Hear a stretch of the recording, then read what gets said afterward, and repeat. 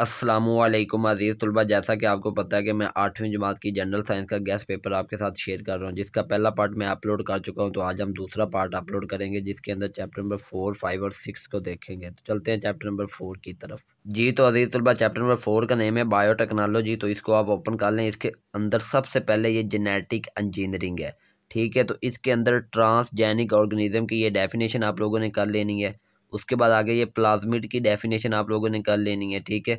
उसके बाद आगे फिर introduction of gene into bacterium, इसके अंदर रिकम्बिनेंट डीएनए, ट्रांसजेनिक बैक्टीरियम, इनकी डेफिनेशन आपको पता होनी चाहिए। और ये डू यू नो वाला बहुत इंपॉर्टेंट एमसीक्यूज है कि आप bacterial cell divide to form 2 daughter cell within 20 minutes. तो ये एमसीक्यूज में बहुत दफ़ा आया हुआ है और आपको भी आ सकता है। आगे फिर हम ये देखें तो ये diagram introduction of gene into a bacterium, तो ये डायग्राम भी आपको आनी चाहिए। ये डायग्राम भी वो आपसे पूछ सकता है 5 नंबर की, इसी तरह आपको भी बनानी पड़ेगी। इसको साथ आपने ये लेबल भी करना है, ठीक है। तो इसको अच्छे तरीके से आप लोगों ने देख लेना है। उसके बाद आगे इसका दूसरा टॉपिक है फर्मेंटेशन। तो सबसे पहले फर्मेंटेशन की आप लोगों को डेफिनेशन आनी चाहिए, ठीक है। तो इसकी आप लोगों ने डेफिनेशन और एग्जाम्पल कर लेनी है, इसी पैराग्राफ के अंदर लिखी हुई है। आगे फिर इसका तीसरा टॉपिक है बायोटेक्नोलॉजिकल प्रोडक्ट्स। इसके अंदर ये GMO, जेनेटिकली मॉडिफाइड ऑर्गेनिज्म, इसका आपको पता होना चाहिए। और उसके बाद आगे ये इंसुलिन है, तो इंसुलिन की डेफिनेशन, उसके बाद वैक्सीन, इसकी डेफिनेशन, तो ये आपको पता होना चाहिए। और मेरे ख्याल से ये चैप्टर भी आपका खत्म होने वाला है। उसके बाद ये चौथा टॉपिक है एप्लीकेशन ऑफ बायोटेक्नोलॉजी एग्रीकल्चर।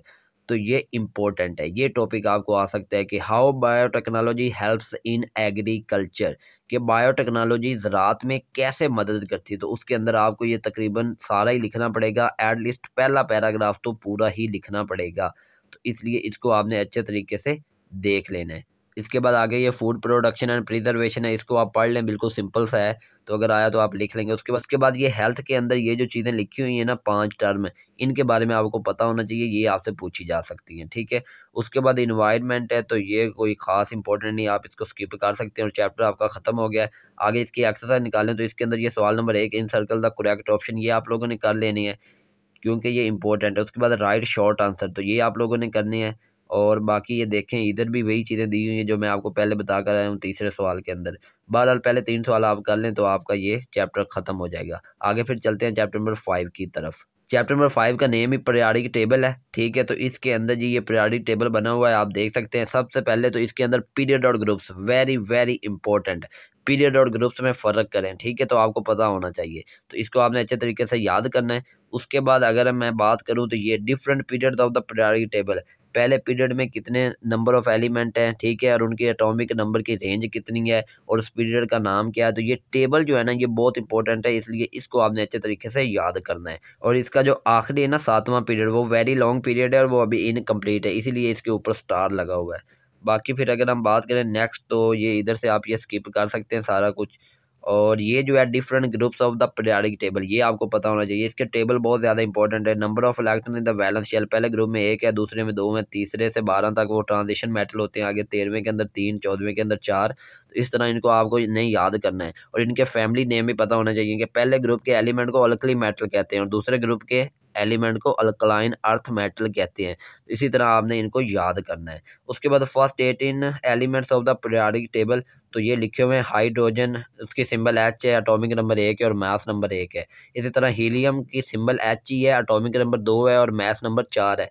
तो ये कम से कम आपको मास नंबर नहीं तो इसका नेम और सिंबल और एटॉमिक नंबर ये पता होना चाहिए। आपको पेपर में अक्सर इनमें से एमसीक्यू आता है कि the symbol of fluorine is, the atomic number of fluorine is, इसी तरह कोई भी आ सकता है। तो इसलिए इनको अच्छे तरीके से आपने याद कर लेना, मतलब कि इस चैप्टर के टेबल ही हैं जो ज़्यादा इंपॉर्टेंट है, जिनको आपने अच्छे तरीके से करना है। आगे फिर ये टॉपिक है मेटल और नॉन मेटल का, तो इसको आपने अच्छे तरीके से देखना है, इसकी डेफिनेशन और इनकी दो एग्जाम्पल, कि मेटल क्या होते हैं, नॉन मेटल क्या है, और इनकी एग्जाम्पल कर लेनी, ठीक है।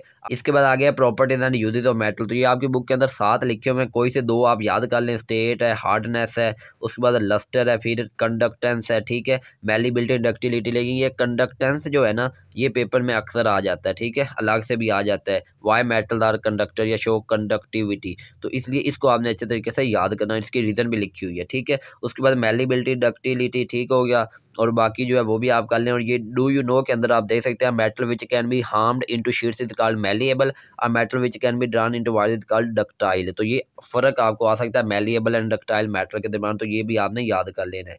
बाकी मेल्टिंग और बॉइलिंग पॉइंट है, फिर अलोए फॉर्मेशन है, तो अलोए की डेफिनेशन भी आपको आनी चाहिए, ठीक है। तो इसके अंदर बस यही है। उसके बाद नीचे अगर हम चलें तो properties and uses of non metal है, तो ये आपने अच्छे तरीके से कोई से 4 याद कर लेने, ये आपके सामने लिखे हुए 6 कोई से 4 याद कर लें। तो बस यही है, आई थिंक आपका ये चैप्टर खत्म हो गया है। उसके बाद एक्सरसाइज के आपने एमसीक्यूज कर लेने सवाल नंबर 1 के, और उसके बाद सवाल नंबर 2 आपने अच्छे तरीके से करना है। बस नीचे से आपने कुछ भी नहीं करना, बस चैप्टर आपका खत्म हो गया। आगे हम चलते हैं चैप्टर नंबर 6 की तरफ। तो छठे चैप्टर का नेम है केमिकल रिएक्शन। तो ये चैप्टर काफ़ी लेंथी है, इसको आपने ज़रा गौर से समझना है। केमिकल रिएक्शन के अंदर सबसे पहले आपने केमिकल रिएक्शन की डेफिनेशन लिखनी है और इसकी एक एग्जांपल आपको पता होनी चाहिए। उसके बाद रिएक्टेंट्स और प्रोडक्ट्स की जो डेफिनेशन है ये आपको पता हो और इनकी एग्जांपल भी आपको पता हो। ये नीचे लिखी भी हुई है कार्बन डाइऑक्साइड वाली, जिसके अंदर वाटर और कार्बन डाइऑक्साइड पैदा हो रहा है मीथेन और ऑक्सीजन के साथ। तो ये आपने कर लेनी है अच्छे तरीके से। उसके बाद अगर हम नीचे चलें तो एप्लीकेशन ऑफ केमिकल रिएक्शन, ये जो एप्लीकेशन ऑफ केमिकल रिएक्शन है ना, इसके अंदर ये जो रिएक्शन लिखे हुए हैं ना, carbon dioxide plus water, glucose बन रहा है, ऑक्सीजन बन रही है, ग्लूकोज और ऑक्सीजन मिल रहा है तो कार्बन डाइऑक्साइड प्लस वाटर बन रहा है। ये दोनों मैं आपको पीछे पढ़ा कर आया हूँ चैप्टर नंबर 2 के अंदर, आई थिंक, जहाँ पे फोटोसिंथेसिस और रेस्पिरेशन का बताया था। तो ये वही है, इनको आपने अच्छे तरीके से दोबारा से फिर रिपीट कर लेना है। उसके बाद आगे हम चलें तो मजीद हमारे पास आता है जी केमिकल इक्वेशन। तो केमिकल इक्वेशन की सिंपल डेफिनेशन पता हो और एक एग्जांपल पता हो बस। उसके बाद balancing the chemical equation, very very important. ये आपके सामने लिखे हुए हैं, the working rule for balancing the chemical equation are as follows. तो ये 5 रूल है, पांचों के पांचों वो पेपर में देकर आपसे 5 नंबर का सवाल पूछ सकता है। ये बहुत दफ़ा आया हुआ पेपरों में, इसलिए इनको आपने अच्छे तरीके से याद करना है, ठीक हो गया। उसके बाद इनके एग्जाम्पल हैं, ये आप फिलहाल स्किप कर सकते हैं। ये एग्जाम्पल आप ना भी करें तो कोई इशू नहीं, लेकिन ये एक्सरसाइज के अंदर सवाल है वो मैं आपको बताऊंगा, वो आपने करनी है। तो आगे है law of conservation of mass या मैटर आप कह सकते हैं, तो इसकी डेफिनेशन आपने कर लेनी। Mass is neither created not destroyed but it changes from one form to another. बस इतनी इसकी डेफिनेशन ये आप कर लें। उसके बाद आगे हम नेक्स्ट चलते हैं। तो नेक्स्ट हमारे पास ये जो है स्किप कर सकते हैं, टाइप्स ऑफ केमिकल रिएक्शन, ठीक है। तो इसके अंदर जो है ना ये कम्बिनेशन रिएक्शन, ये आपने याद करना है। इसकी आपने एक एग्जांपल याद करनी है। डीकम्पोजिशन रिएक्शन की डेफिनेशन एक example. Displacement reaction important reaction है ऊपर दोनों से, तो इसलिए इसको भी अच्छे तरीके से कर लेना, ठीक है। इसके बाद डबल डिस्प्लेसमेंट रिएक्शन, तो इसकी आपने एग्जांपल और डेफिनेशन करनी, ठीक है। Energy changes in chemical reaction ये आप छोड़ सकते हैं, लेकिन नीचे जो एक्सोथर्मिक रिएक्शन है ये आपने लाजमी करना है। और इसी तरह एंडोथर्मिक रिएक्शन भी आएगा, ये देखिए ये भी आया, तो ये भी लाजमी करना है। इन दोनों में फ़र्क भी आ सकता है, तो इसलिए इनकी डेफिनेशन और एक एक एग्जाम्पल आपको लाजमी आनी चाहिए, ठीक हो गया। उसके बाद इंपॉर्टेंस ऑफ एक्सोथर्मिक रिएक्शन है, तो ये भी आपको आने चाहिए। 2-3 पॉइंट आप अंदर से कर लें, ठीक है। इसी तरह इंपॉर्टेंस ऑफ एंडोथर्मिक रिएक्शन, इनके 3 लिखे हुए, कोई से 2 आप याद कर लें, ठीक है। 2-2 पॉइंट इनके भी याद कर लें, क्योंकि ये भी आपको पेपर में आ सकता है। उसके बाद केमिकल बॉन्ड की डेफिनेशन पता होनी चाहिए, आयनिक बॉन्ड की डेफिनेशन और एक एग्जाम्पल पता होनी चाहिए, ठीक है। लेकिन ये जो आयनिक बॉन्ड है ना, formation of ionic bond between an positive and Cl negative, ये पेपर में कई दफ़ा आया हुआ है अलग से 2-3 नंबर का, तो इसलिए ये भी आपको पता होना चाहिए। उसके बाद आगे एग्जाम्पल ऑफ आयनिक कंपाउंड, ये आपसे कोई सी 4 एग्जाम्पल भी पूछ सकता है, 2 भी पूछ सकता है, तो इसलिए अच्छे तरीके से इनको याद करना है, कम से कम 4 विद फार्मूला, ठीक हो गया। उसके बाद आगे कोवलेंट बॉन्ड की डेफिनेशन और कोवलेंट बॉन्ड की टाइप्स के नाम, ठीक है। 4 नंबर का पूछ सकता है, 1 1 नंबर की डेफिनेशन और 3 नंबर की टाइप्स, तो ये याद कर लेनी है। और इनकी जो सिंगल, डबल और ट्रिपल कोवलेंट बॉन्ड है उनकी डेफिनेशन और उनकी एक एक एग्जाम्पल आपकी बुक में लिखी है, इनको भी आपने अच्छे तरीके से याद करना है। ये एमसीक्यू के अंदर भी वो पूछ सकता है कि नाइट्रोजन कौन सी मतलब कोवलेंट बॉन्ड की किस्म शो करता है, तो ट्रिपल कोवलेंट बॉन्ड शो करता है, और वैसे आपसे पूछा जा सकता है, ठीक है। तो इसलिए अच्छे तरीके से याद कर लेना है। उसके बाद आगे जो है वो कुछ भी नहीं, चैप्टर खत्म हो गया। आगे इसकी एक्सरसाइज देखें, बहुत इंपॉर्टेंट एक्सरसाइज है। इसका सवाल नंबर 1 जो है वो आपने करना है, एमसीक्यूज बिल्कुल लाजमी करने हैं, हर चैप्टर के करने होते हैं। सवाल नंबर 2 भी आपने लाजमी करना है, शॉर्ट आंसर जो है, ठीक है। उसके बाद अगर सवाल नंबर 3 की बात करें तो ये भी आपने करना है इस चैप्टर का। ये वो चैप्टर है जिसकी आपकी एक्सरसाइज छोड़ने के चांसेस नहीं है, लाजमी करना है। सवाल नंबर 3 भी कंप्लीट एंड बैलेंस करना है। और जो चौथा सवाल है बैलेंस द फॉलोइंग क्वेश्चन, ये भी आपने मस्ट हर सूरत में करना है।